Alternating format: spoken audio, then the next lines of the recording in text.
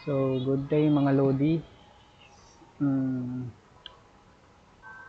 Now, try lang natin tong ating Wi-Fi monitoring system. Okay. So, ngayon wala pa tong sign up. Pero, turo ko sa inyo kung paano i-set up. Madali lang siya. One line script lang siya. Okay. So, meron akong ginawang user para sa mga tester. Okay. So, ito yung ating dashboard. So, Windows, today's sales, this month, yung buwan, at saka yung all time. Okay. So, dito sa menu, meron tayong My Windows, Transactions, and then account. Okay. So, punta tayo sa My Windows. So, dito, pag may account na kayo, click nyo lang tong plus, and then halimbawa, main window. So, yung location, bahala na kayo dyan. Okay. Residence. Okay. Saka nyo save. Nyo, pag sinave nyo yan, may lalabas dito. Itong green na button. Ito yung code.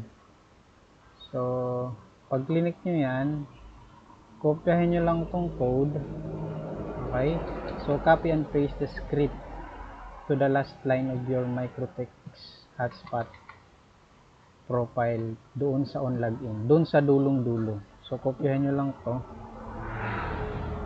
Control C nyo lang sa keyboard, and then halimbawa, kung nasa bendo na kayo ng inyong microtext, punta lang daw kayo sa hotspot, user profiles, at kung anong profile yung bendo kung anong profile yung ginagamit ng inyong wifi bendo. So, dito sa akin, naka-wifi ako, ito sa default. So, ilagay nyo lang daw sa dulong-dulo. So, ito siya. I-paste nyo lang siya dito sa dulo. Parang ganito. Yan. Okay. Yun lang. Sa on login. Dito sa on login. Sa hotspot profile ng vendor ninyo. Okay.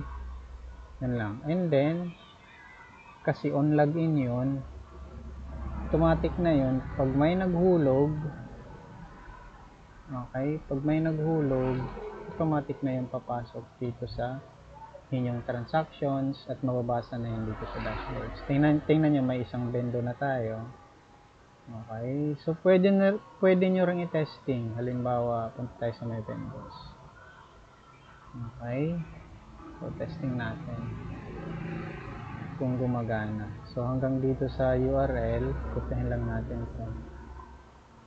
Control C.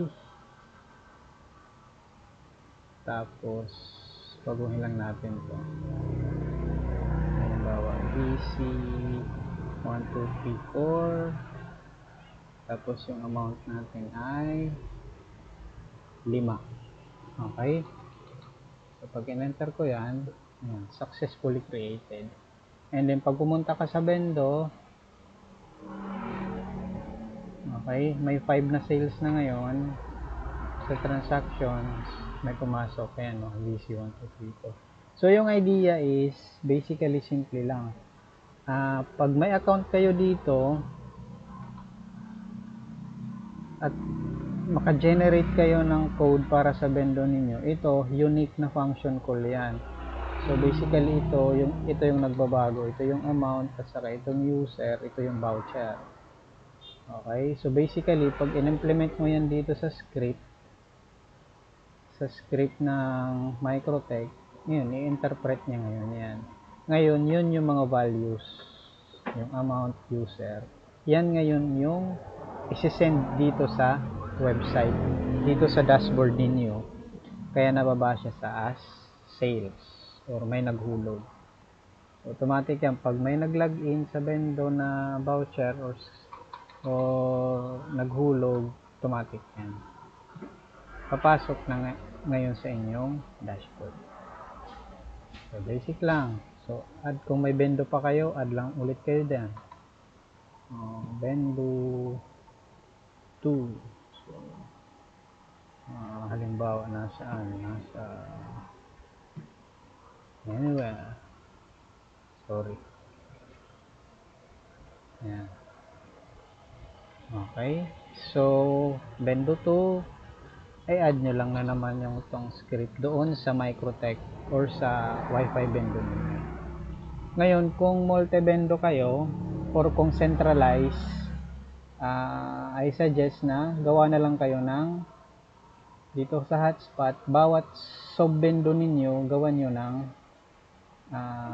sariling profile.